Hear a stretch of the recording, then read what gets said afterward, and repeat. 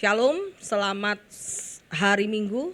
Dan hari ini saya akan melanjutkan khotbah yang kemarin mengenai suara Roh Kudus, suara manusia, dan suara iblis. Karena hari ini adalah hari-hari peperangan rohani, di mana lagi iblis tidak lagi bekerja sebagai iblis, tetapi iblis menyamar sebagai malaikat terang. Iblis tidak lagi bekerja di luar rupanya seperti iblis atau menawarkan kejahatan, karena anak-anak Tuhan sudah tahu kalau itu jahat, tidak boleh. Betul? Anak-anak Tuhan tidak akan disuruh untuk membunuh, tidak akan suruh untuk mencuri, karena itu kelihatan banget bahkan itu bukan dari iblis. Tetapi iblis akan masuk ke dalam gereja. Iblis akan masuk ke dalam gereja dan akan memberikan benih-benih pengajaran yang berbeda dengan ajaran Kristus. Makanya kita bilang bahwa zaman ini iblis menyamar sebagai malaikat terang yang masuk di dalam gereja untuk melawan firman Tuhan, untuk meragukan firman Tuhan, untuk meragukan janji Tuhan. Itu sudah terjadi. Kalau dulu zaman Adam dan Hawa sudah terjadi, pekerjaan iblis juga masih terjadi saat ini, sama. Selama iblis masih di dunia, selama iblis belum diikat, pekerjaannya akan masih tetap terjadi. Tetapi kita anak-anak Tuhan, kita sudah dipenuhi dengan firman, kita sudah tahu firman Tuhan, maka kita berdiri dalam firman Tuhan, dalam kekudusan, dan kita harus melawan iblis. Firman Tuhan mengatakan, kau tunduk kepada Allah, lawanlah iblis, maka iblis lari daripadamu. Itu yang menyebabkan iblis lari adalah ketundukan, ketaatan, obedient, yaitu ketaatan akan firman Tuhan, penundukan diri atas firman Tuhan. Itu yang menyebabkan iblis tidak bisa masuk menguasai hidup kita. Jadi segala roh-roh yang dunia ini, roh iri, roh benci, roh akar pahit tidak akan bisa masuk dalam hidup kita pada saat kita tunduk, taat pada firman Tuhan. Makanya berkata bahwa taatlah pada firman Tuhan, tunduklah pada Tuhan, lawan iblis. Ingat, iblis harus dilawan, bukan kita diam saja. Seperti saya bilang, kalau kita diam saja, kita punya perisai, namanya perisai iman, kita diam saja, kita bonyok. Kenapa? Cedok, dilawan dengan dusta, dilawan dengan ragu-ragu, dilawan dengan kebencian, dilawan dengan roh penyesat lainnya, roh ragu-ragu, khawatir, putus asa, stres, apa itu udah. Kita bonyok kalau dilawan dengan iblis. Tetapi ingat bahwa kita punya pedang, yaitu adalah firman Tuhan. Kita harus bilang, firman Tuhan bilang, lawanlah iblis, maka ia akan lari daripadamu. Maka kita melawan iblis dengan firman Tuhan. Tuhan tidak memberikan roh ketakutan, tetapi roh yang membangkitkan kekuatan, kasih dan ketertiban. Bahwa kami masa depan sungguh ada. Engkau harus pada saat kau mendekat padaku, Tuhan akan mendekat kepadamu. Bahwa janji Tuhan akan memberikan hari depan yang penuh harapan, bukan rancangan kecelakaan, tetapi rancangan damai sejahtera, rancangan kelimpahan dalam segala hal. Jadi pada saat kita putus asa, kita stres, Tuhan ingat kita janji Tuhan. Pada saat kita tahu pada janji Tuhan, maka iblis tidak bisa menguasai hidup kita. Mungkin saat itu kita bisa takut, saat itu kita bisa stres, tapi kita bangkit lagi. Orang benar 7 kali dia jatuh, tapi dia bangkit kembali 7 kali juga. Tetapi orang fasik, pada saat dia jatuh, dia tidak akan pernah kembali untuk bangkit. Ya, jadi kita percaya bahwa kekuatan kita dari Tuhan. Tahun ini adalah tahun peperangan rohani. Tahun antara kita memutuskan kita mau ikut iblis atau mau ikut Tuhan. Itu adalah pilihan di tangan kita. Kenapa Tuhan tidak memaksa pilihan? Apakah Tuhan tidak akan memaksa, tetapi Tuhan membiarkan pilihan itu terjadi dalam kehendak kita. Kita mau milih yang baik atau yang enggak, itu terjadi dalam kita. Iblis di belakang kita, gosok-gosokin, tetapi semua keputusan ada di tangan manusia, ya. Yuk kita belajar bagaimana kita tuh sekarang, saat ini, sebelum kedatangan Tuhan yang kedua kali, itu akan terjadi kejahatan. Orang akan banyak murtad. Mereka tidak lagi mengasihi Tuhan, tetapi pride, kesombongan yang berkuasa. Mereka pengen memerintah, pengen dihormati, pengen disegani, pengen cari panggung. Itu adalah keadaan zaman sekarang. Tetapi kita tahu bahwa itu adalah flesh, keinginan daging yang harus kita hancurkan, harus kita salibkan setiap hari ya. Itu adalah peperangan antara flesh, kedagingan kita dan dunia. Tipu muslihat dunia, kekayaan, kenikmatan, uang, jabatan, posisi, kesombongan itu adalah tipu dari dunia. Dan iblis yang gosok-gosok dari belakang. Ingat, perjuangan kita bukan melawan darah dan daging, tetapi roh yang berada di belakang itu. Ya, tapi kita berdoa, kita tidak boleh membenci orang, sekalipun kita disakiti, sekalipun kita dijahatin orang, kita tidak membenci. Ada firman mengatakan, lawanlah kejahatan dengan kebaikan. Itu adalah seperti menaruh bara di atas kepalanya ya. Jadi itu kalau pada saat kita kita fokus pada firman Tuhan, kita kuat. Karena ingat Tuhan berkata, peperangan, the battle belong to the Lord. Peperangan ini adalah milik Tuhan, bukan kita yang berperang, tapi Tuhan yang berperang. Pembalasan ada di tangan Tuhan. Nah, jadi kalau zaman sekarang kita digoncang oleh berbagai perkara yang membuat kita down, sakit hati, ingat, peperangan bukan milik kita, peperangan adalah milik Tuhan. Firman Tuhan mengatakan, marilah kepadaku yang letih, lesu dan berbeban berat, aku akan memberikan kelegaan kepadamu. Itu janji Tuhan. Ingat janji Tuhan, saat kita menyerahkan segala masalah kita pada Tuhan, Tuhan yang berperang. Lihat aja, lihat waktunya Tuhan pasti akan terbaik untuk setiap orang yang menyerahkan seluruh harapannya kepada Tuhan. Amin. Yuk kita mulai.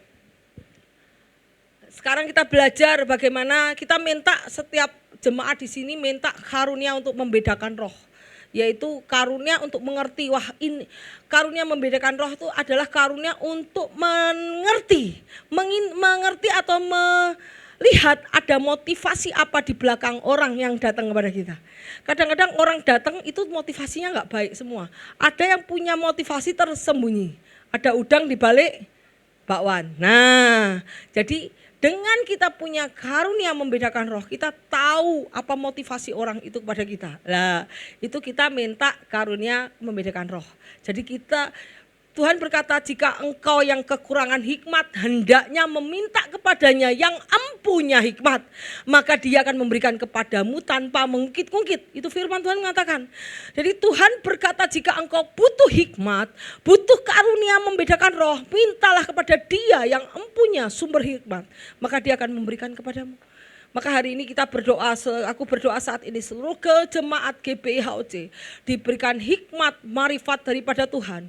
Diberikan hikmat untuk membedakan roh. Apakah roh itu berasal daripada Tuhan atau roh itu berasal daripada daging atau kejahatan. Kalau roh itu berasal daripada kedagingan, itu bukan dari Tuhan, itu iblis. Karena perbuatan daging dengan perbuatan Roh Kudus saling berlawanan. Barang siapa mengadakan perbuatan daging, dia menjadi musuh Allah. Barang siapa mengikat persahabatan dengan dunia, dia musuh Allah. Jadi kalau apapun, setiap teman kita, apapun yang memulai dengan daging, mereka akan dicabut oleh Tuhan.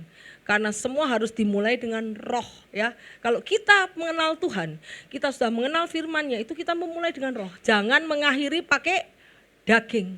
Jangan mengakhiri dengan daging, itu ego kita, emosi, pengen dihormati, pengen tampil, pengen apa, semuanya self gratification, yaitu pembenaran diri, bahkan pengen tampil, pokoknya ego, itu adalah kedagingan. Ingat Tuhan berkata kita harus menyalibkan kedagingan kita setiap hari ya. Pada saat masalah ada, waduh, mau marah, daging. Anda jadi marah. Kita kasih tahu pelan-pelan. Saya juga belajar untuk pengendalian diri. Kadang kalau marah, langsung emosi. Saya juga belajar karena tidak semua manusia sempurna. Tapi kita mau dibentuk Tuhan, kita mau disempurnakan. Belajar mengendalikan diri, mengontrol emosi kita. Karena anger, kemarahan, itu adalah kedagingan. Kemarahan itu adalah dari iblis. Tapi Tuhan berkata, jika engkau marah tidak boleh lebih dari matahari terbenam, supaya surut amarahmu. Kalau tidak, kamu akan memberi pijakan bagi iblis untuk masuk ya. Jadi kita tahu kalau marah udah jangan marah, jangan marah. Tuhan memberikan sukacita damai sejahtera, jangan marah. Kalau marah kamu dengan kemarahanmu kamu akan membuka pintu bagi iblis untuk masuk. Sehingga nanti benci, akar pahit masuk, balas dendam lah, itu sudah benci. Itu sudah hidupmu akan dikuasai iblis. Kita tidak mau hidup kita dikuasai iblis. Karena iblis akan membawa kita menjauh daripada kasih karunia Tuhan. Oke, kita bilang bahwa karunia yang diberikan Roh Kudus kepada orang untuk mengidentifikasi, menguji, membedakan berbagai jenis roh yang menggerakkan suatu pengajaran, tindakan atau ucapan. Dari perkataan itu bisa lihat ada roh apa yang membuat orang lain berkata. Roh itu banyak dan kita harus tahu membedakan roh, ya. Kemudian saudaraku kekasih, ini firman Tuhan mengatakan, janganlah percaya akan setiap roh, tetapi ujilah roh itu apakah mereka berasal dari Allah, sebab banyak nabi palsu telah muncul pergi ke dunia. Di sini bilang bahwa nabi palsu sudah muncul, bahwa ini adalah akhir zaman. Berarti nabi palsu itu adalah orang yang di depan mimbar. Nabi palsu itu orang yang di depan mimbar, orang yang mengkhotbahkan firman, orang yang hafal ayat, tapi hidupnya tidak sesuai dengan firman Tuhan, itu disebut nabi palsu. Kalau di mimbar dia ngomong ayat, dia bahkan bisa mengambil ayat tanpa tahu konteksnya, itu adalah nabi palsu. Bahkan dia akan apapun yang, kalau nabi palsu, mereka bisa kelihatan suci di mimbar, tetapi buah tidak akan berbohong. Karena buah jatuh tidak jauh dari pohonnya. Tuhan berkatakan, pohon yang baik akan menghasilkan buah pohon yang buruk akan menghasilkan buah yang buruk. Jadi sekalipun orang berkata-kata dengan bahasa malaikat di mimbar, tetapi kamu lihat buah pertobatannya ada enggak? Orang itu suka bohong enggak? Orang itu suka janji palsu, orang itu suka berbohong, suka nipu, suka cinta uang. Dari situ kelihatan. Wah, kalau buahnya seperti ini, apa yang dikatakan di mimbar enggak sama, itu disebut nabi palsu. Karena tindakan kita harus align, sejajar, sebanding dengan apa yang kita katakan. Karena apa yang dikatakan dari hati timbul perkataan-perkataan baik, dari hati juga timbul perkataan jahat. Karena itu kalau ada perkataan tipu muslihat di dalam bibirmu, itu berarti buahnya bukan buah yang baik. Buahnya adalah buah dari si iblis. Maka itu kita harus mengidentifikasi roh apa yang ngajarin kita, roh apa yang khotbah, roh apa yang memberikan pengajaran-pengajaran, dari siapa kita dengar, roh dari mana. Waspadalah terhadap nabi palsu yang datang kepadamu menyamar sebagai domba. Domba itu berarti, domba di dalam Alkitab itu adalah jemaat Tuhan, betul? Berarti hari ini gereja diserang. Kenapa? Karena orang-orang dunia, iblis tidak peduli sama orang-orang dunia. Iblis peduli dengan anak-anak Tuhan. Dia akan memasukkan agennya orang Kristen yang masih egonya tinggi, orang Kristen yang masih manusiawi, orang Kristen yang masih duniawi akan dimasukkan ke dalam gereja untuk memberikan pengaruh kepada anak-anak Tuhan. Ya, orang Kristen duniawi, orang Kristen manusiawi. Manusiawi itu apa? Yang mau egonya melebihi daripada kehendak Tuhan.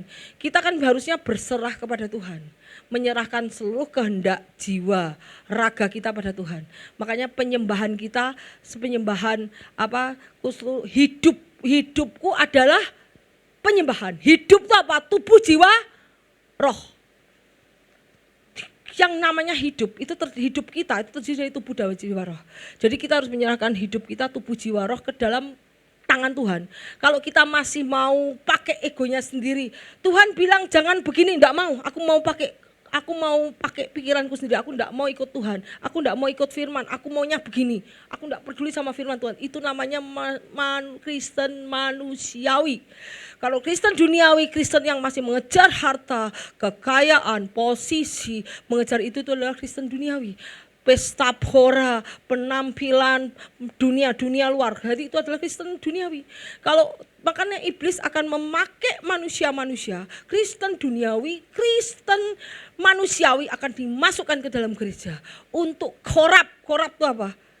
Korab tuh mengaburkan, mencemarkan. Korab tuh mencemarkan pikiran kita. Pikiran kita dalam pikiran Kristus akan dicemarkan untuk menyeret ke dalam manusiawi, menyeret ke dalam ego sentrisnya manusia. Itu adalah tujuan iblis di akhir zaman. Jadi kita akan lihat dari buahnya kamu akan mengenal mereka. Dapatkah orang memetik buah anggur dari semak duri dan buah ara dari rumput duri? Duri itu apa yang keluar dari mulut itu adalah kata-kata benci, kata-kata sakit hati, kata-kata akar pahit, kata-kata menghina, merendahkan, melecehkan, pokoknya kata-kata yang menyakitkan hati orang, bukan kata-kata membangun. Itu adalah semak duri. Tidak mungkin. Apakah orang bisa memetik buah anggur? Buah anggur kalau diambil manis enggak? Manis, kita ada buah anggur, diambil kita bisa nikmati, bisa manis, enak kita ambil, kita bisa nikmati. Apakah kata-kata yang keluar dari lidah kita bisa dinikmati orang, ataukah kata-kata dari keluar dari mulut kita itu menyakiti hati orang, merendahkan orang? Itu kita lihat, itu adalah seperti kata-kata yang keluar itu semak duri atau rumput duri. Itu sakit, kalau duri kena kita sakit. Kalau orang-orang seperti itu adalah disebut nabi palsu. Jadi kata-kata yang kita keluarkan harus kata-kata yang membangun, kata-kata yang membangun orang, kata-kata yang membangkitkan semangat, kata-kata yang membangkitkan iman. Itu baru anak-anak Tuhan. Bukan kata-kata yang membuat nanti saya sakit ini dokter aja, dokter ini pintar ya, itu bukan kata-kata rohani. Tapi saat kau sakit dalam keadaan parah, kau bilang bahwa Tuhan sanggup menyembuhkan kamu, bahwa Tuhan adalah dokter segala, itu adalah kata-kata yang membangun, kata-kata yang membangkitkan iman. Jadi itu yang disebut nabi yang sebenarnya, bukan nabi palsu.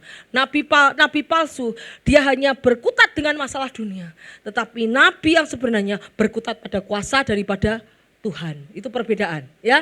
Kemudian tetapi dengan roh menegaskan bahwa di waktu kemudian orang akan murtad. Berarti di waktu-waktu sekarang akan banyak orang-orang yang tadinya serius di dalam pengajaran yang benar, mereka akan murtad dan mengikuti roh-roh penyesat dan ajaran setan. Yang tipu daya pendustanya, hati nuraninya memakai cap mereka. Jadi kalau kamu tiba-tiba ada pendeta atau dengar penjelasan pengajaran dari orang lain yang hidupnya juga enggak benar, tapi kamu terhanyut kepadanya, itu berarti ayat ini sudah digenapi. Ingat akhir zaman itu setiap ayat pasal demi pasal akan digenapi oleh Tuhan. Bahwa zaman ini bahwa akan ada orang yang murtad mengikuti roh penyesat dan ajaran setan. Ajaran setan itu apa? Yang mereka hanya cinta uang, melayani Tuhan bukan karena jiwa-jiwa. Karena apa? Uang. Melayani Tuhan karena pengen dipuji, pengen tampil. Melayani Tuhan karena egonya, pengen kekuasaan, pengen kontrol orang. Itu bukan pelayanan, itu adalah roh-roh penyesat yang hatinya memakai cap mereka. Tetapi melayani Tuhan bukan karena untuk jiwa-jiwa diselamatkan, bukan. Tetapi karena itu adalah orang-orang. Kita tahu bahwa akhir zaman nanti akan banyak orang-orang yang murtad dan mengikuti roh-roh itu. Tapi ingat, kita harus jaga hati kita dengan kewaspadaan. Di situ terpancar kehidupan. Hati kita harus dijaga. Kita harus banyak dengar firman, banyak berdoa. Kalau kita banyak berdoa, Tuhan akan menuntun kita ini benar atau salah. Ya. Kemudian kita lihat, kita tes spirit. Belum tentu orang yang tumpang tangan, yang membuat banyak mujizat, mengusir setan, itu belum tentu dipakai Tuhan luar biasa.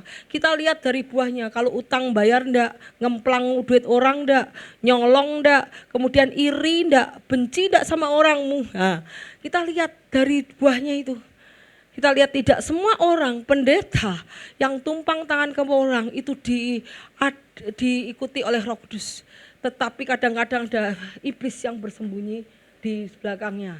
Kita lihat bahwa tidak setiap yang disebut firman Tuhan itu benar. Kita harus testing setiap firman Tuhan dengan baca Alkitab kita setiap hari.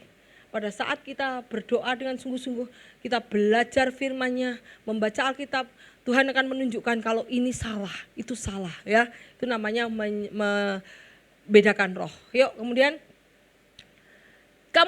kamu sabar saja jika ada orang yang memberitakan Yesus yang lain daripada yang telah kami beritakan.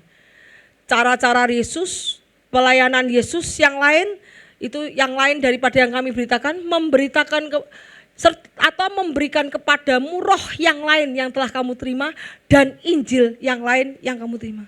Jadi hari-hari ini adalah hari akhir zaman.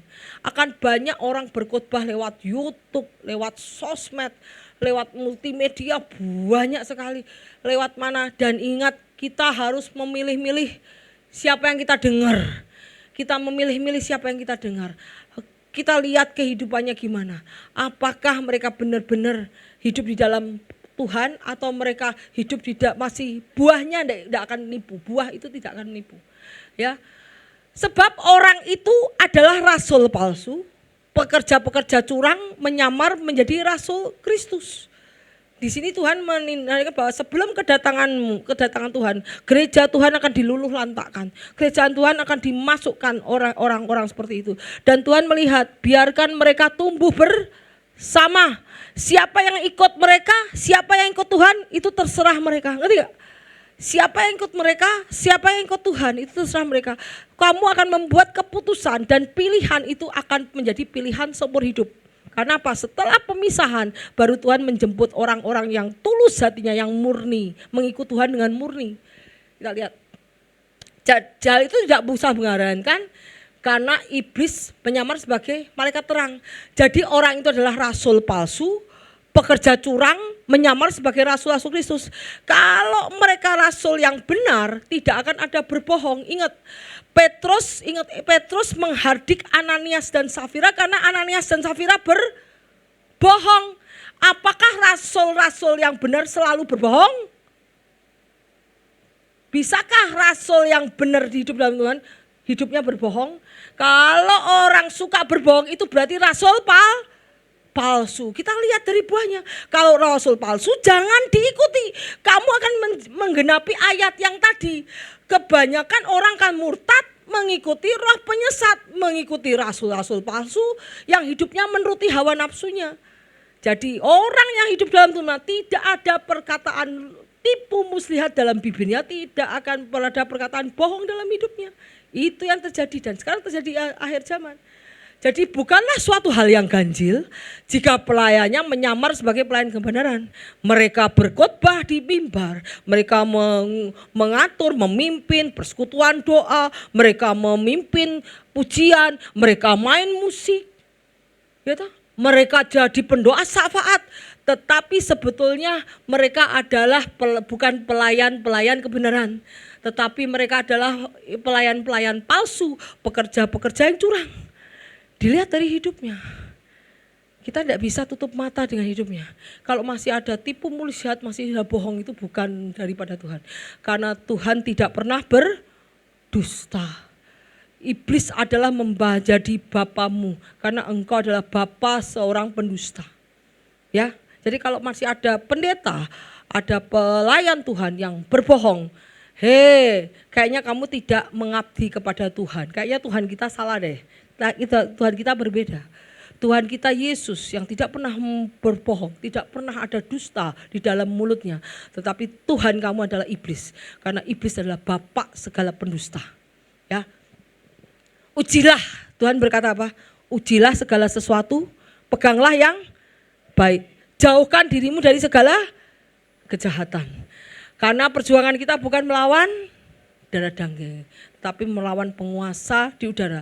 Ada iblis yang bergerak di belakang orang-orang pelayan-pelayan Tuhan, ya, yang untuk melakukan kehendak iblis. Makanya itu kita harus tahu juga argumen. Nah, kita tahu apa yang kita mau dengar. Kita mau mendengar Bible, kita mau mendengar orang-orang itu yang berkata pada kita. Ingat, kita harus memilah. Karena saat perjuangan ini menentukan hari depan kita kelak. Apakah kita mau diangkat, apa kita mau tinggal di dunia. Karena hanya orang-orang yang murni hatinya yang akan diangkat. Tapi orang-orang yang ikut penyesat, dia akan masuk ke masa tribulasi. Ya, kita lihat bahwa ini semua membawa Alkitab loh. Dua-dua membawa apa? Firman loh. Benar enggak? Dua-dua membawa firman, berarti dua-dua mengenal firman. Ini kalau ini ya, dia bilang our fight is bukan against each other. Peperangan kita bukan saling memerang, tetapi benteng yang menguasai dia. Ada roh jahat, ada darkness, kekuatan kegelapan yang ada di belakang mereka. Sehingga berargue, semuanya pakai firman, argue. Tapi kita harus menyelidiki firman. Mana yang benar kita bisa memutuskan. Mana yang benar. Karena itu kita senjata kita bukanlah senjata duniawi. Tetapi senjata yang diperlengkapi oleh kuasa Allah untuk meruntuhkan benteng-benteng. Benteng-benteng itu pikiran-pikiran. Pikiran, filosofi kita, intelektual kita, cara pandang kita, cara pikir kita, itu benteng-benteng. Tuhan mengatakan apa? Aku mematahkan segala siasat orang, kubu-kubu atau benteng-benteng yang dibangun oleh keangkuhan manusia untuk menentang pengenalan akan Allah. Aku menawan dan menaklukkan pikiran dalam pikiran Kristus. Itu kalau peperangan antara orang-orang ini. Kita tidak usah berdebat. Kalau orang itu bebal, dikasih tahu tidak mau tahu dengan yang sesuai dengan firman Tuhan, pakai pola pikirnya sendiri, kita tidak usah berdebat. Orang itu bebal, maka kita harus melawan dengan senjata kuasa Allah, yaitu dengan meruntuhkan segala benteng. Kita berdoa pada Tuhan karena dia diikat oleh kuasa yang tidak terlihat. Ya, kita lihat pikiran kita, peperangan dalam pikiran kita. Kita selalu akan ada voice suara-suara di telinga kita. Kamu tidak akan sembuh, kamu tidak worthy, kamu tidak layak. Itu sudah nyakiti kamu harus membalas. Nanti kamu gini, kamu buat emosi lah itu. Tuhan mempermainkan pikiran kita, mempermainkan emosi kita. Tetapi Tuhan bilang pembalasan bukan adalah hak kita, hak Tuhan. Juga Tuhan, iblis selalu membuat iman kita goyah. Itu adalah iblis. Tapi saat iman kita goyah, kita tidak akan dapat apa-apa. Saat iman kita goyah, kita ragu, kita putus asa, kita tidak lagi cari Tuhan.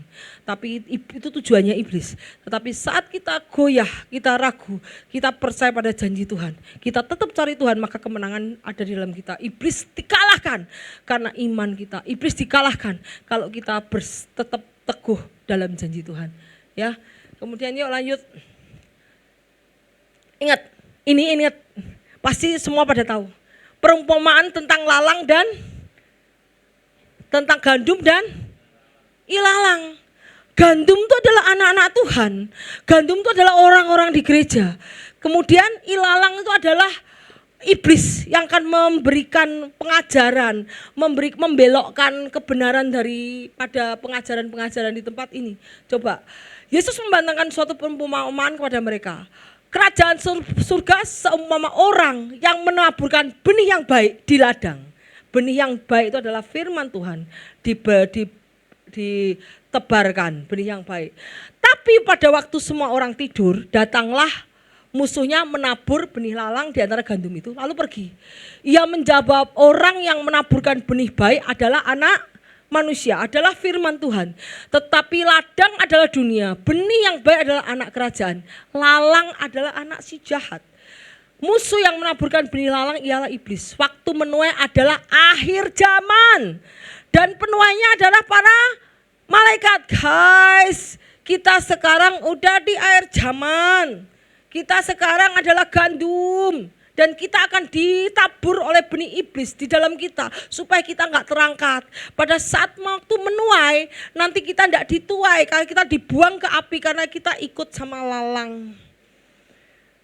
Ya, ingat ya, kita adalah, jadi Yesus memberikan gambaran bahwa sekarang hari-hari ini kita semua mendapatkan pengajaran yang baik dari firman Tuhan.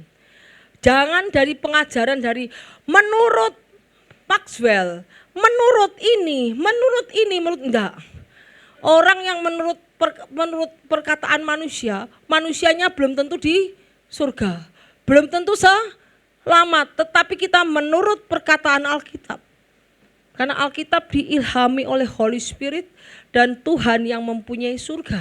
Jadi kalau ada pendeta-pendeta yang mengatakan menurut orang ini, kayaknya kamu enggak harus keluar dari gereja itu, karena itu motivasi. Motivasi yang terbesar, yang tertinggi adalah daripada firman Tuhan. The fear of God is beginning of knowledge. Takut akan Tuhan adalah permulaan dari pengetahuan. Jadi segala studi, segala pengetahuan filosofi intelektual itu di bawah firman Tuhan. Jadi kalau ada pendeta-pendeta yang mengkhotbahkan motivasi, itu tidak perlu didengar di gereja. Karena motivasi yang nomor satu harus ada dari firman Tuhan. Itu menyesatkan. Itu sama saja dengan iblis yang menaruh ilalang di dalam gereja supaya mereka disesatkan. Ya, kita tahu pada saat orang tidur tuh orang ndak bersiap siaga. Pada saat kamu ndak siap siaga, kamu lengah, kamu akan ikut ilalang. Tetapi pada saat kamu ndak tidur tuh berjaga-jaga, berdoa, membaca Alkitab senantiasa, kamu tidak akan disesatkan oleh iblis yang menabur benih untuk benih yang buruk. Kemudian pada saatnya mereka bersama-sama tumbuh. Benar, bersama tumbuh. Kita nggak bisa mencabuti ilalang-ilalang di dalam gereja. Habis gereja, benar. Ini aja sudah banyak yang habis. Ilalangnya udah pada keluar. Ya toh? Ilalang-ilalang tidak bisa dicabut di dalam gereja. Tuhan juga bilang gimana? Kalau Tuhan, ini di dalam gereja ada orang-orang yang ditanam oleh iblis, orang-orang jahat. Terus Tuhan bilang apa? Biarkan mereka tumbuh bersama. Biarkan mereka tumbuh bersama. Nanti pada saatnya Tuhan sendiri akan diseparate, akan dipisahkan oleh Tuhan. Pada saat mereka tumbuh bersama akan dipisahkan oleh Tuhan. Yang baik, orang-orang yang baik, yang masih taat, yang masih murni hatinya akan dibawa ke kerajaan surga, akan dirapture. Sedangkan orang-orang yang ikut ilalang akan dimasukkan dalam masa tribulasi, akan dibakar dalam api. Tuhan bilang biarlah orang jahat dan orang baik tumbuh bersama. Nanti pada saatnya aku datang kembali, aku sendiri akan memisahkan. Malaikat-malaikatnya akan menuai orang-orang yang hatinya murni kepada Tuhan akan dibawa, dan orang-orang yang hatinya ikut penyesat akan dimasukkan ke api atau masa tribulasi. Ya, kita lihat bahwa Tuhan bilang di Matius, setiap tanaman yang tidak ditanam oleh Bapakku akan dicabut dengan akar-akarnya. Setiap tanaman, setiap pekerjaan, setiap profesi, setiap pelayanan yang tidak ditanam oleh Tuhan, yang pakai daging. Daging itu apa? Iri, benci, amarah, balas dendam. Itu adalah daging. Setiap pekerjaan pelayanan atau setiap apapun yang kamu lakukan, kalau bukan daripada Roh, akan dicabut seakar-akarnya oleh Tuhan. Dan lihat nih, jadi akan dicabut, dibuang sama Tuhan. Jadi biarkan saja. Jadi kalau segala pekerjaan yang tidak memuliakan Tuhan, yang dibangun oleh kedagingan, oleh benci, iri, hati untuk menghancurkan orang lain, untuk sabotase, untuk menunjukkan kepada orang lain bahwa aku mampu, kesombongan, itu segala pekerjaan yang dibangun oleh itu tidak akan last longer. Karena firman Tuhan mengatakan, setiap tanaman yang tidak ditanam oleh Bapa dengan apa? Ditanam oleh Roh Kudus, kasih, sukacita, kemurahan, kebaikan. Kalau tidak ditanam oleh Roh Kudus akan dicabut sampai ke akar-akarnya. Ya. Terus kemudian satu lagi berkata, sebab aku berkata kepadamu bahwa kerajaan Allah akan diambil daripadamu dan diberikan kepada suatu bangsa yang akan menghasilkan buah. Kerajaan itu, buah itu apa? Pertumbuhan iman. Buah itu apa? Buah itu supaya gerejanya penuh. Oh tidak, gereja penuh bukan tentu setiap orang itu menjadi student. Student itu apa? Murid. Gereja penuh bisa saja mereka hidup jadi orang Farisi, betul? Gereja penuh bisa saja mereka jadi orang Farisi karena hidupnya dipenuhi dengan ego, pembenaran diri, sombong, tidak mau tunduk, itu adalah ego. Tetapi Tuhan menghendaki murid. Tuhan bersama dengan hanya 12 murid saja, semuanya yang jadi murid. Yang 500-600 orang kemana? yang mengikut Tuhan. Pada saat Tuhan membuat mujizat itu banyak yang mengikut Tuhan. Tapi pada kemana? Tidak mengikut Tuhan kan? Tetapi yang mengikut Tuhan hanya 12. Enggak 12 yang 11 ya. 11. Yang satu sudah ikut pada iblis. Yang satu sudah ikut pada dunia. Ajakan dunia adalah ajakan untuk uang. Karena tipu daya uang. Yang satu ikut kepada tipu daya uang. Tetapi yang 11 mengikut Tuhan dengan murni. Jadi Tuhan melihat hati, tidak melihat jumlah. Karena Tuhan menghendaki pertumbuhan iman. Tuhan menghendaki murid, bukan pengikut, bukan follower. Karena follower tidak masuk kerajaan surga, hanya murid yang mendengar firman dan melakukan firman itu yang masuk kerajaan surga. Dan akan menghasilkan buah. Buah itu apa? Pertobatan. Ada buah-buah pertobatan ada dalam hidup, ada kasih, sukacita, damai sejahtera, ada iman, ada hidup dalam kebenaran, hidup dalam kekudusan. Tetapi orang yang ilalang tidak akan hidup dalam kekudusan, tidak akan pernah hidup dalam iman, karena mereka adalah orang-orang dunia. Mereka tidak pernah tahu bagaimana beriman, kuasa Tuhan, dan hidup dalam kekudusan. Mereka mengandalkan segala aspek dunia. Tetapi orang-orang yang hidup di dalam Tuhan, yang dibangun oleh Roh, mereka akan menghasilkan buah pertobatan, menghasilkan buah bagi Tuhan, yaitu kasih, sukacita, damai sejahtera, ketaatan, komitmen, kesetiaan. Kesetiaan kepada keluarga, kepada suami, kesetiaan kepada pimpinan, kesetiaan kepada pekerjaan, itu adalah buah-buah roh. Kita lihat aja ada buah rohnya enggak? Kalau enggak itu bukan dibangun oleh roh tapi dibangun oleh daging. Barang siapa yang dibangun oleh daging pasti dicabut sama Tuhan. Lihat aja tangan Tuhan yang kuat, karena dia pengadilan dunia ada di dalam tangannya suatu saat ya. Yuk kemudian lihat, ini kita lihat bagaimana cerita ini pasti ada yang dengar. Bagaimana waktu Salomo menjabat sebagai raja, waktu itu Salomo adalah anak daripada Daud. Betul. Anak Daud dari Batseba. Salomo adalah anak Daud dari Batseba. Dia ada seorang muda yang harus memimpin bangsa Israel. Waktu itu Tuhan berkata, Salomo, apa yang kau inginkan? Salomo bilang, aku minta hikmat untuk memimpin bangsa yang besar ini. Sehingga aku bisa menentukan mana yang baik dan mana yang jahat. Mana yang benar, mana yang salah. Tuhan berikan aku karunia hikmat untuk membedakan mana yang benar, mana yang salah. Sehingga aku tidak salah jalan, sehingga aku tidak mengikuti roh penyesat. Yuk kita belajar. Salomo berkata, engkaulah Tuhan yang menunjukkan kasih setiamu yang besar kepada hambaku Daud, ayahku. Sebab ia hidup di hadapanmu dengan setia, benar dan jujur. Jujur ya, Tuhan ingin kita semua jujur. Kalau orang yang ada masih sering bohong-bohong, ayo kamu bertobat. Kalau kamu tidak bertobat dari tipu muslihatmu, dari dustamu, kamu pasti masuk ke roh penyesat. Tapi kalau kamu bertobat, yang sering bohong-bohong, menganggap bohong itu biasa, kamu harus mulai bertobat. Karena kamu dalam dunia ini kamu tidak akan tahan, kamu akan masuk ke roh penyesat. Karena kamu sering bohong. Tapi saat ini kita berdoa, Tuhan jangan sampai ada bohong keluar dari mulutku. Karena orang yang jujur itu orang yang menjadi perkenanan Tuhan. Kamu bohong pun, kamu mau nangis-nangis, mau nangis-nangis, mau tangannya terangkat, mau nungging-nungging, mau penyembahan, kamu tidak akan diterima oleh Tuhan. Kenapa? Karena mulutmu masih penuh dengan tipu muslihat. Tapi kalau kamu jujur, kamu akan menjadi perkenanan Tuhan. Lihat ini. Sebab ia hidup di hadapanmu dengan setia, dengan benar dan jujur terhadap engkau, dan engkau telah menjamin kepadanya kasih karunia dengan memberikan kepadanya seorang anak, yaitu Salomo yang duduk di tahtanya saat ini.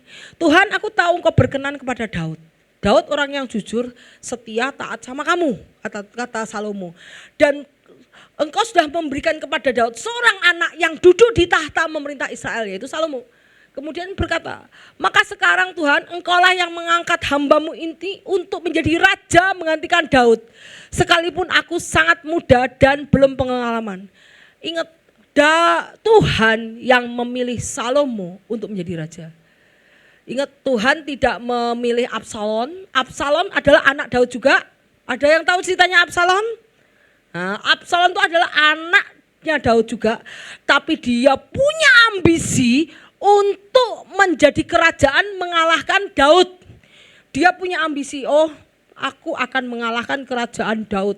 Nanti aku akan mengalahkan semua tentaranya diambilin. Dia istilahnya dibuat tipu muslihat sama Absalom untuk mengambil semua tentara-tentara Daud. Dia akan menentang Daud untuk menggulingkan Daud, untuk mendirikan kerajaan sendiri. Itu namanya Absalom, itu anak dari Daud juga. Tetapi Tuhan berkata apa? Oh tidak, Tuhan berkata tidak. Tidak, tetapi yang menjadi raja mengganti Daud bukan Absalom, tetapi Salomo. Apa yang dilakukan Absalom? Absalom disukai banyak orang. Dia selalu kesana sini. Pendekatan. Kalau orang mau menjadi pengen naik selalu PDKT ya. Absalom itu PDKT ke tentara, ke rakyat dirangkuli di sini. Ada tujuannya ya? Ada. Tujuannya supaya naik tahta. Apakah Absalom orang yang segitu? Tidak. Nature-nya tidak begitu. Kenapa dia mendekati kanan kiri, bahkan penduduknya rakyatnya Daud didekati semua.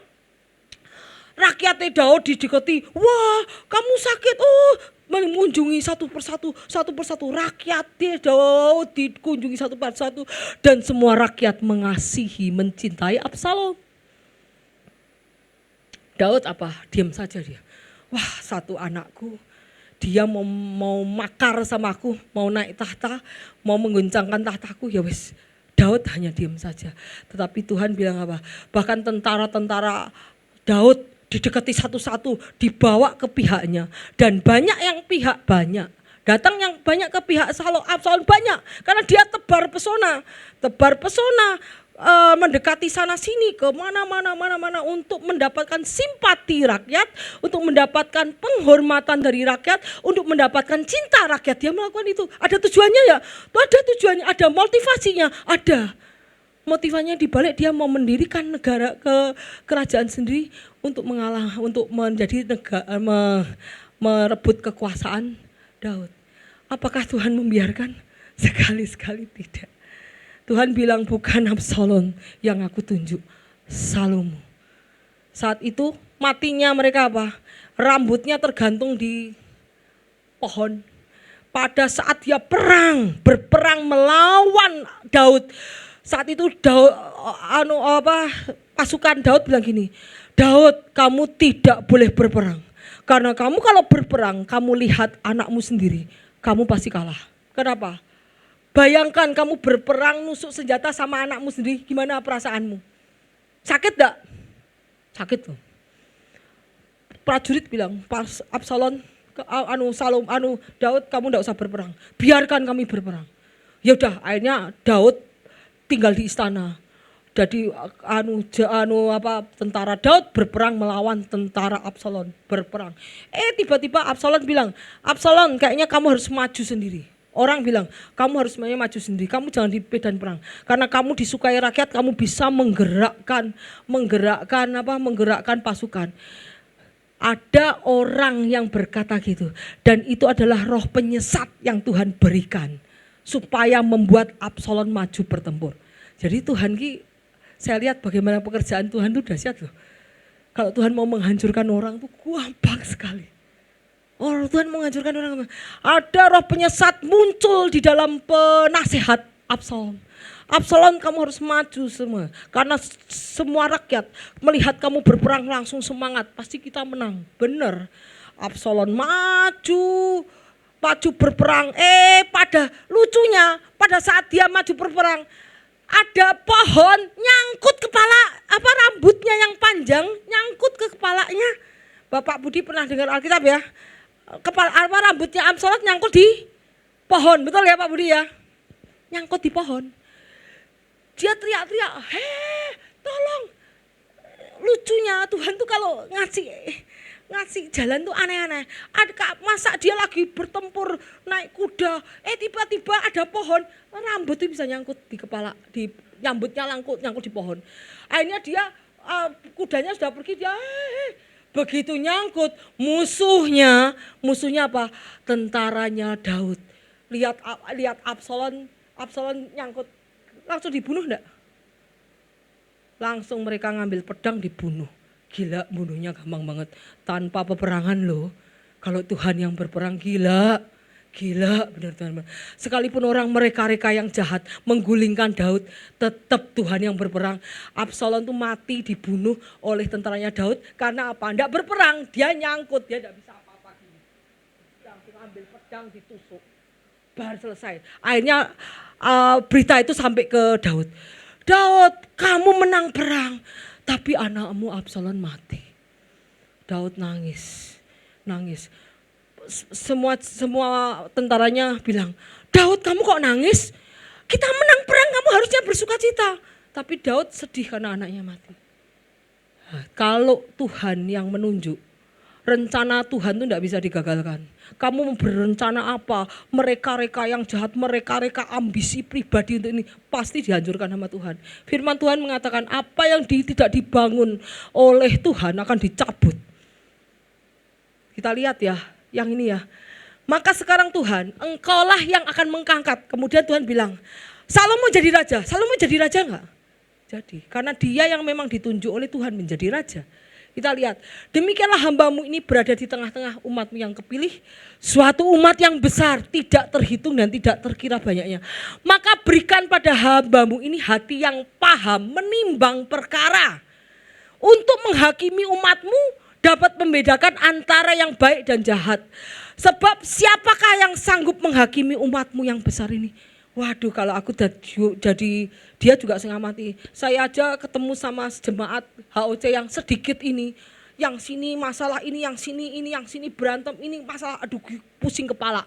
Apalagi Salomo yang harus memimpin bangsa Israel yang besar.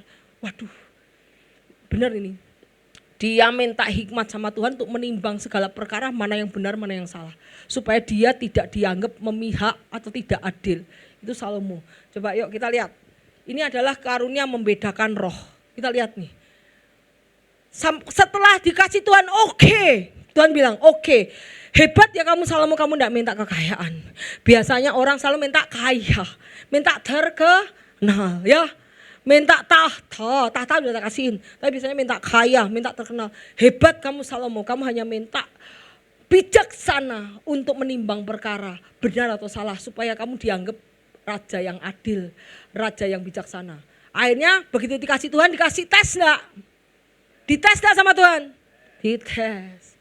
Kalau kamu sudah minta karunia untuk apa? Menyembuhkan orang sakit. Tuhan aku minta karunia. Pasti dites. Ada orang sakit, kamu harus tergerak untuk mendoakan. Karena kalau sudah Tuhan berikan, kamu harus praktek. Supaya karunia itu berguna bagi banyak orang. Berguna bagi pelayananmu. Kita lihat, pada waktu itu masuklah 2 orang sundal menghadap raja.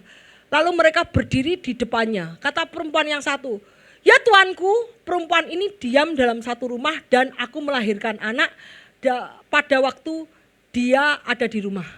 Kemudian hari ketiga perempuan ini pun melahirkan anak, kami sendirian, tidak ada orang luar bersama-sama kami dalam rumah, hanya kami berdua. Jadi ada 2 perempuan, yang satu melahirkan dulu, jebret, tapi tidak ada saksi, hanya berdua aja. Hanya berdua aja, tidak ada saksi yang melihat, oh kamu melahirkan, tidak ada. Kita cuma berdua. Habis 1 orang melahirkan, 3 hari kemudian, 3 hari ketiga, yang satu podo-podo bunting itu podo-podo hamil. Yang satu melahirkan dulu, jebret, nah tidak ada saksi berdua. Ya, yang perempuan kedua melahirkan lagi pada hari ketiga, nah tidak ada saksi juga. Yang tahu hanya berdua. Terus pada waktu malam, kemudian hari ketiga perempuan ini melahirkan anak, pada waktu malam anak perempuan ini mati karena ia menidurinya. Jadi anak yang satu begitu jebrol lahir, yang tidurnya sama maminya dong, sebelahnya dong. Yang satu ditiduri maminya, kena badannya, mati tidak bisa napas. Ya, satu mati tidak bisa napas. Terus pada waktu malam anak perempuan ini mati karena ia menidurinya, ketindihan badan, mati. Kemudian pada waktu tengah malam ia bangun lalu mengambil anakku dari sampingku. Sementara hambamu ini tidur, dibaringkan anakku itu di pangkuannya, sedangkan anaknya yang mati dipindahkan ke pangkuanku. Jadi dia lihat, waduh aku niduri anakku mati. anaknya yang mati dipindahkan ke perempuan satu, yang satu digantiin. Jadi yang tadinya anaknya mati karena tiduri dipindahkan ke anaknya temannya yang masih hidup, dan yang mati dikasihkan ke temannya. Itu ceritanya.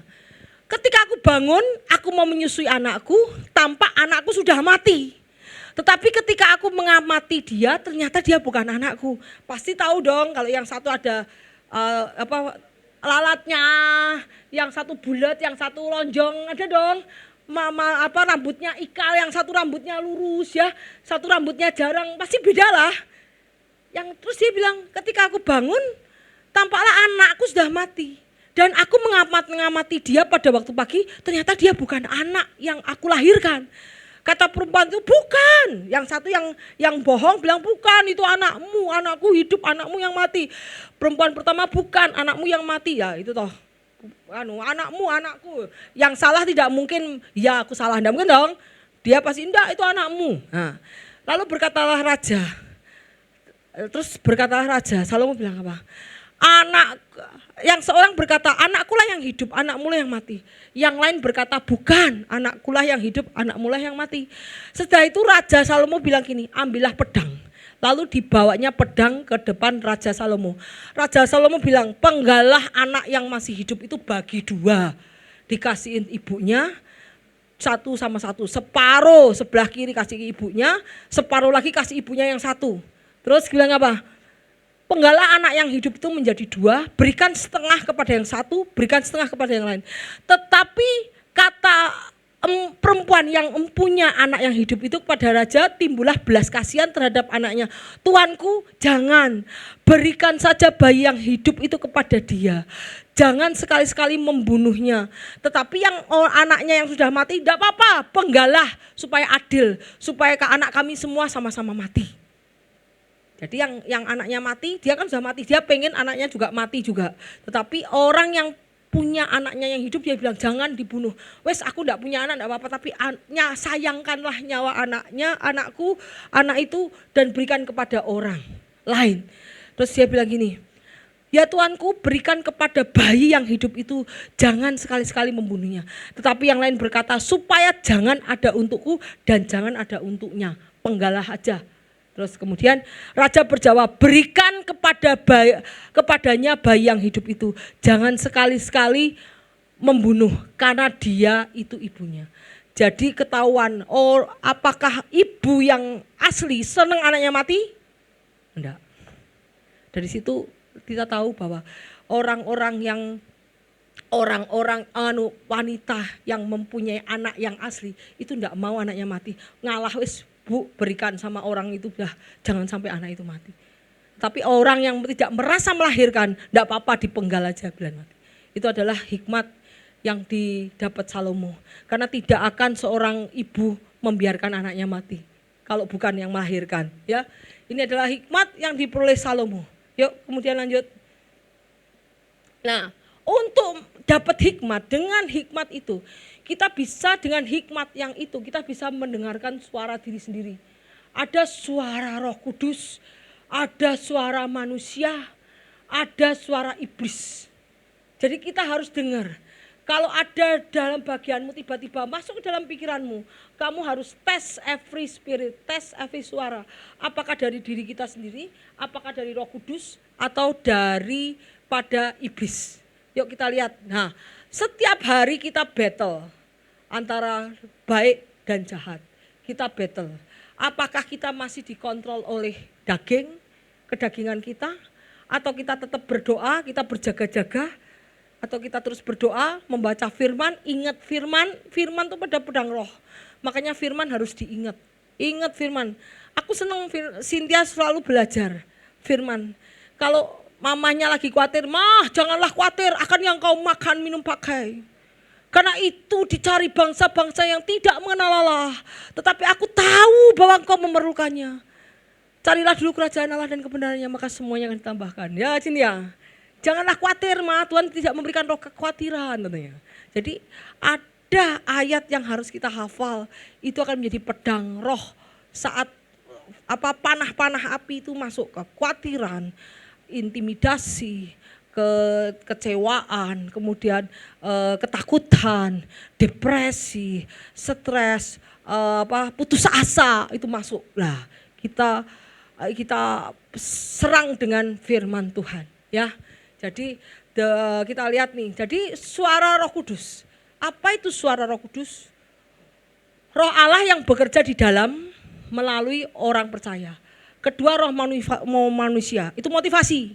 Makanya yang bilang motivasi, khotbah-khotbah motivasi itu bukan dari Roh Kudus. Khotbah motivasi itu dari manusia. Jadi jangan kamu membawa khotbah motivasi di atas firman, kamu salah. Khotbah motivasi harus di bawah firman Tuhan. Tidak bisa mengungguli firman Tuhan karena motivasi dan emosi didorong oleh dari individu.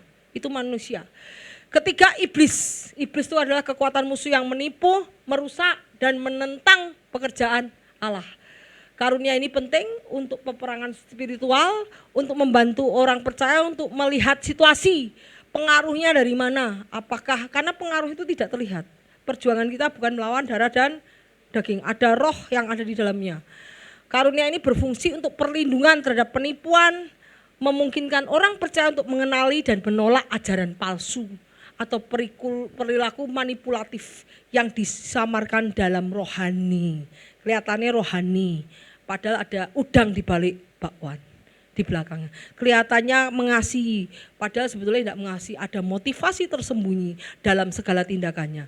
Itu adalah karunia untuk menentukan, membedakan roh, ya. Jadi kita lihat bahwa setiap senjata yang ditempa oleh engkau dibuat tidak berhasil. Setiap orang yang melontarkan tuduhan melawan engkau dalam pengadilan akan engkau buktikan salah. Ini menjadi bagian hamba Tuhan dan kebenaran yang mereka terima. Jadi setiap senjata yang ditempa dibuat tidak berhasil. Dan setiap orang yang menuduh kita dibuktikan salah, itu menjadi bagian kebenaran bagi anak-anak Tuhan, ya. Yuk kemudian lanjut. Nah, kita lihat apa itu suara Roh Kudus. Kita belajar. Apa sih suara Roh Kudus? Yuk kita belajar. Kita belajar suara Roh Kudus. Kita lihat ini gambarnya Yesus di sini. Apakah ini suara Roh Kudus, suara Tuhan, ataukah suara diri sendiri? Suara diri sendiri. Suara Tuhan itu akan sejajar dengan ayat firman Tuhan. Tidak akan menentang Tuhan berbicara, tidak akan menentang firman-Nya sendiri. Suara Tuhan akan sejajar dengan firman Tuhan. Suara Tuhan akan memberikan damai sejahtera, tidak membingungkan, tidak perpecahan, tidak kerusuhan, tidak kekecewaan, tetapi akan memberikan sukacita dan damai sejahtera. Terus suara Tuhan apa ini Pen? Tolong gede ke Pen? Besarkan Pen ini Pen. Tolong besarkan, bisa. Yang ini. Nah, yuk kita. Yuk. Nah. Suara Tuhan tuh passion. Passion tuh sabar. Tidak rush, tidak terburu-buru. Kamu tidak akan terburu-buru mengambil keputusan. Itu suara Tuhan. Kemudian suara Tuhan akan memanggil kamu ke dalam iman. Bukan ketakutan. Suara Tuhan akan menegur kamu, bukan menuduh. Menegur itu apa? Kalau kamu salah, kamu jangan begini loh. Bukan kamu blame. Blame itu apa? Menyalahkan. Suara Tuhan tidak akan menyalahkan, tapi menegur kamu kalau kamu salah. Menuntun kamu kalau salah. Saya juga kemarin dituntun oleh Roh Kudus, kamu jangan harus begini. Harusnya kamu doa, ya Tuhan ampuni. Nah Tuhan berikan lagi masalah, sekarang aku hanya berdoa. Jadi suara Tuhan itu konflik, itu menegur, bukan condemn, bukan menyalahkan, blame, ya. Kemudian suara Tuhan itu harus sejajar dengan ayat Alkitab. Suara Tuhan akan memberikan sukacita, damai sejahtera, tidak bingung, tidak kebimbangan. Suara Tuhan itu sabar dan terus, dan suara Tuhan akan memanggil kamu untuk tetap berdoa, tetap percaya, tidak takut, tetap beriman. Itu suara Tuhan. Ya, thank you Pan. Yuk, kemudian ya. Thank you Pan. Kita lihat ciri-ciri suara Roh Kudus. Suara Kudus itu selaras dengan firman. Roh Kudus tidak akan bertentangan dengan firman. Suara Roh Kudus pasti membawa damai sejahtera. Suara Roh Kudus membawa ketenangan batin meskipun dalam suasana sulit. Suara Kudus pasti akan membangun. Suaranya mendorong kasih, pertobatan, dan pertumbuhan rohani. Rohanimu akan dinaikkan. Bukan imanmu dihancurkan, tapi rohanimu akan terus naik. Itu suara Roh Kudus. Mendorong kepada kasih, pertobatan, penundukan diri, ketaatan kepada firman, dan pertumbuhan rohani. Itu suara Roh Kudus. Kamu harus taat. Kemudian cara membedakan bisikan Roh Kudus. Uji apakah berasal dari daging, egois, pengaruh dunia, atau godaan iblis. Iblis itu kalau aku mau menghancurkan orang lain, aku mau nyakiti orang lain, mau tak bales, ya itu iblis. Tapi ataukah godaan dunia ini? Godaan dunia apa? Uang, ya, kekayaan, semua itu. Terus tipu muslihat iblis, kekayaan, keinginan daging, keinginan roh, kesombongan, itu godaan iblis, godaan dunia. Bandingkan dengan karakter Allah. Roh Kudus memiliki kasih, sukacita, damai sejahtera. Kalau suara yang memicu kebencian atau ketakutan itu bukan daripada Roh Kudus, ya. Kemudian cara melatih kepekaan dengan apa? Membaca, merenungkan firman Tuhan untuk mengenali suara Tuhan, kemudian berdoa secara rutin, luangkan waktu untuk berdoa, kemudian ketaatan. Kamu harus taat pada firman-Nya. Kalau firman-Nya itu mendorong kamu untuk melakukan sesuatu yang kayaknya ada damai sejahtera, lakukan. Jangan pakai pendirianmu sendiri. Itu namanya ketaatan pada tuntunan Tuhan. Yuk, kemudian kita belajar. Yuk. Nah, buah roh adalah, kita tahu buah roh apa? Kasih, sukacita, damai sejahtera, kemurahan, kebaikan, kesetiaan, kelembutan. Ini adalah suara Roh Kudus. Kalau kita belum menguasai diri, kita belajar menguasai diri. Kita belum pengendalian diri, kita belajar mengendalikan diri. Kalau kita belum murah hati, ayo murah hati. Orang yang pelit tidak akan masuk kerajaan surga. Yang kita masih jahat, kita harus baik, harus punya kasih, hanya punya sabar. Nah, ya, tidak ada egois. Itu adalah buah roh. Terus kita lihat nih bagaimana tadi saya berkata bahwa ini bagaimana mendeteksi suara Roh Kudus. Kita belajar daripada kisah para rasul. Ada seseorang yang bernama Ananias, dia beserta istrinya Safira mempunyai sebidang tanah. Dengan setahu istrinya dia menahan sebagian hasil penjualan itu, dan sebagian lain dibawa diletakkan di depan kasih rasul. Jadi zaman gereja mula-mula, Rasul Petrus itu mereka cara mendapatkan uang untuk pelayanannya dengan cara menjual barang-barang mereka dan dibagi bersama-sama.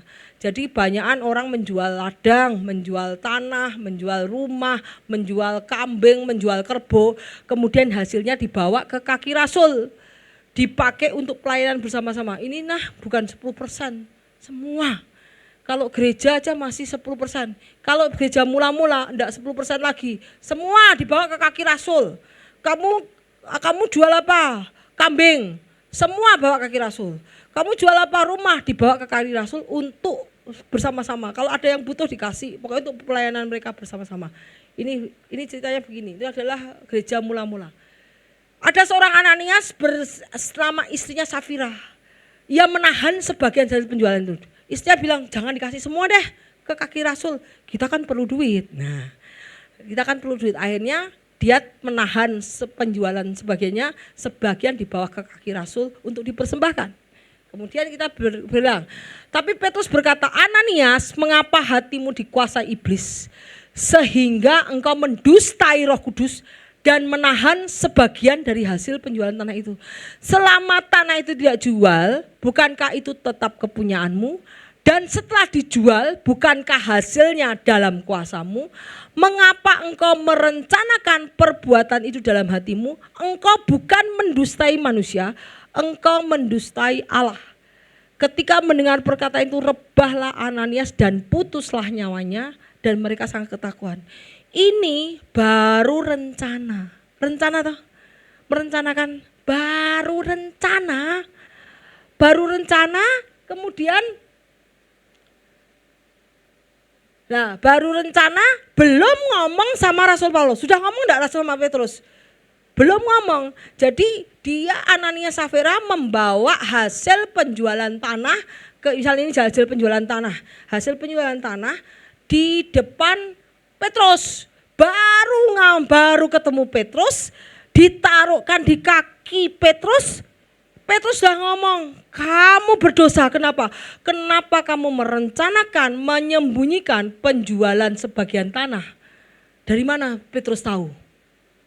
Kalau dia di rumah sudah bilang, nanti kita yang berikan ke Rasul Paulus separuh saja, bukan semuanya. Rasul Petrus, berarti kalau engkau sudah merencanakan yang jahat aja, Roh Kudus sudah tahu loh.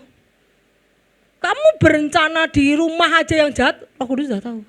Saat itu dia bilang, kalau tanah ini dijual, kalau tanah itu tidak jual, itu punyamu. Enggak dijual pun punyamu.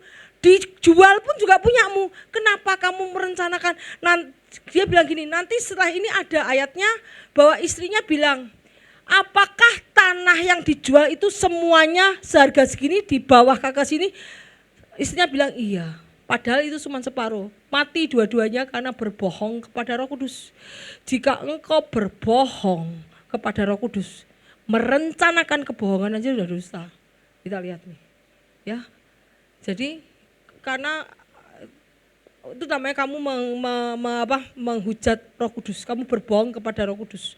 Karena kenapa? Berbohongnya kenapa? Kamu bilang aja, Rasul Paulus ini separuh hasil penjualan tanah kuberikan kepadamu, yang separuh untuk keluargaku. Enggak masalah. Rasul Paulus bilang enggak masalah. Jangan bilang semua gitu loh. Semua tapi diumpetin separuh. Itu kamu sudah berbohong. Perencanaan berbohong aja sudah berdosa melawan Roh Kudus. Yuk kemudian lihat nih. Suara manusia. Wah ini habis suara manusia, habis ini suara iblis besok wis. Suara manusia. Kalau suara manusia itu tadi sudah ketahuan, kamu berbohong dengan Roh Kudus saja langsung mati. Kita lihat, suara manusia berasal dari ego. Keinginan diri sendiri atau hati nurani. Bergantung pada emosi, intelektual, kehendak, tindakan, kenyamanan, kepercayaan, didikan, pengalaman, ambisi pribadi. Jadi semua yang aku, keinginan pribadi, ego, pokoknya aku itu adalah suara manusia. Keakuan itu manusia. Aku seperti iblis, aku akan mendirikan kerajaanku, aku akan begini, itu adalah suara manusia. Jadi suara manusia adalah ego, keinginan sendiri. Bergantung kepada intelektual, kehendak, pilihan, tindakan, kenyamanan, kepercayaan, pengalaman, didikan, mudah diambang-ambingkan oleh pengaruh duniawi dan sekitar dari luar. Suara manusia itu bisa diumbang-ambingkan oleh pengaruh dari luar. Siapa yang mempengaruhi kita? Siapa pergaulan kita? Ingat, pergaulan yang buruk merusak pergaulan yang buruk merusak kebiasaan yang baik. Kalau kamu bergaul dengan orang yang tidak mencintai Tuhan, kamu akan terpengaruh dengan roh duniawi dan roh kedagingan. Kalau kamu berpengaruh dengan orang-orang dunia. Jadi suara manusia sangat gampang diombang-ambingkan dengan pengaruh duniawi dan sekitar kita. Jika hati nurani kita dipimpin oleh kebenaran, dia bisa sejalan dengan Roh Kudus. Tapi jika ego yang berbicara, ego aku tidak dihormati, aku dihina, aku dikini, aku. Itu akan menimbulkan pembenaran diri, pasti daging yang masuk, roh jahat yang masuk. Karena firman Tuhan mengatakan hendaknya kamu melayani, bukan dilayani. Hendaknya kamu mengasihi, bukan membenci.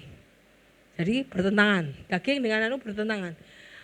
Apa yang keluar dari mulut berasal daripada hati, itulah yang menajiskan orang.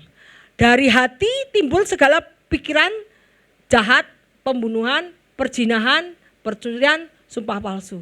Jadi apa yang keluar dari mulut itu adalah dari hati. Kalau mulutmu ada kata-kata kotor, berarti hatimu kotor. Kalau mulutmu ada hawa nafsu, berarti hatimu hawa nafsu. Kalau mulutmu ada kata-kata bohong, berarti hatimu bukan Roh Kudus. Masih roh jahat. Masih ada area di dalam hidupmu yang dikuasai roh jahat. Sehingga pasti ada roh bohong, roh dusta masuk di dalam hatimu. Dan itu gampang banget disesatkan, diombang-ambingkan oleh orang. Kita lihat di sini, hati kita ini adalah yang bintang ini adalah hati nurani. Yang bintang ini adalah hati nurani dan mata itu adalah mata hati. Dan hati nurani kita, kalau kita sering baca Alkitab, kita berjalan sesuai dengan kehendak Tuhan, kita dipenuhi Roh Kudus, maka hati nurani kita akan terang, hati nurani kita sejalan dengan firman. Hati nurani kita sejalan dengan firman, ya. Karena kita lihat di sini, kalau hati kita tidak ada Alkitab, tidak ada firman, maka hati kita akan munculnya seperti ini. Munculnya seperti ini. Yaitu di dalam hati ada kesombongan, ada hawa nafsu, ada kejahatan, ada kebohongan, ada pencurian, ada percabulan, keserakahan. Itu hati kita nurani, hati nurani orang seperti ini. Jadi kita lihat orang yang bersih hatinya bebas dari pengaruh kejahatan, menyukai kekudusan, kesucian.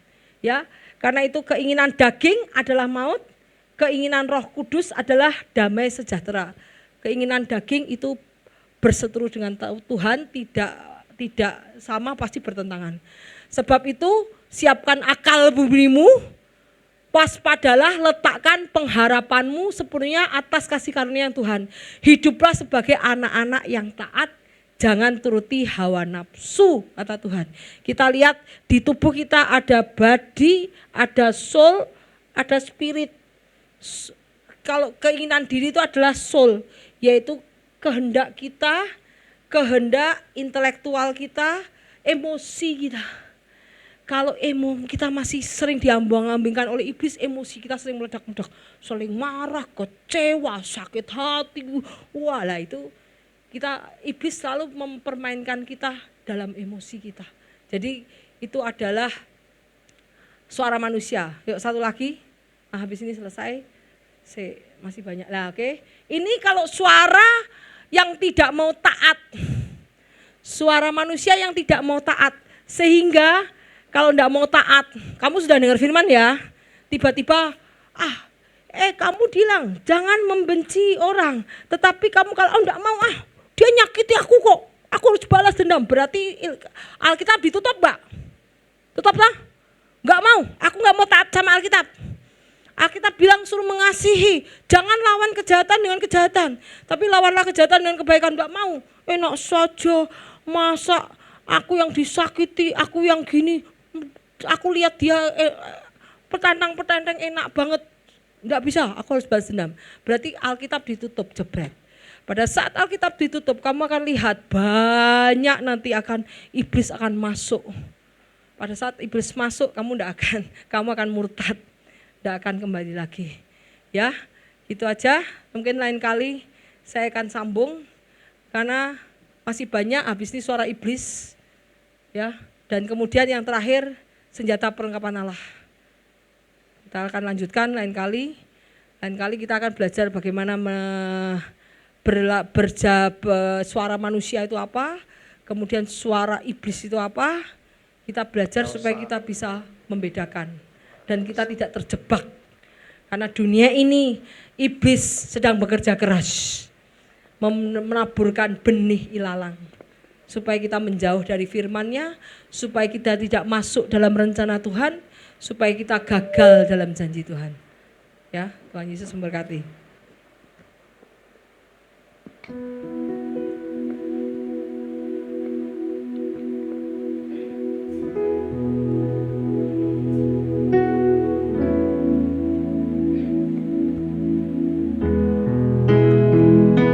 Di sini ya, kita harus menyerahkan hidup kita kepada Tuhan. Jiwa, tubuh dan roh. Kita sudah dibayar lunas oleh Tuhan. Hidup kita bukan milik kita lagi. Kita tidak punya kehendak atas diri sendiri. Kita harus melepaskan kehendak kita dan memberikan kehendak itu pada Kristus. Tuhan sendiri akan mempromosikan kita. Tidak perlu kita minta dipromosikan kemana-mana. Kalau Tuhan tidak mempromosikan kita, kamu akan seperti Absalom. Digagalkan rencanamu sama Tuhan. Kalau bukan Tuhan yang membangun rumah, sia-sialah orang yang membangun. Kalau bukan Tuhan yang membangun, pasti dicabut oleh Tuhan. Karena itu kamu berserah sama Tuhan. Tuhan akan menentukan langkah-langkah yang baik. Jangan awali apapun yang kita lakukan dengan daging. Kalau kita sudah dapat anugerah, itu kita dapat pimpinan daripada Holy Spirit. Kita mengawali dengan roh, kita juga mengakhiri dengan roh. Bukan jangan kita mengawali dengan roh, tapi mengakhiri dengan daging. Itu kekejian bagi Tuhan. Sayang banget selama ini perjalanan kamu tidak akan diperkenan di hadapan Tuhan. Makanya itu kita serahkan tubuh, jiwa, roh kita bagi kemuliaan nama Tuhan. Bukan untuk kepentingan diri sendiri, bukan untuk ego. Itu adalah suara manusia. Tetapi biarlah hidup kita dipimpin oleh Roh Kudus sehingga tubuh, jiwa, roh kita bagi kemuliaan nama Tuhan.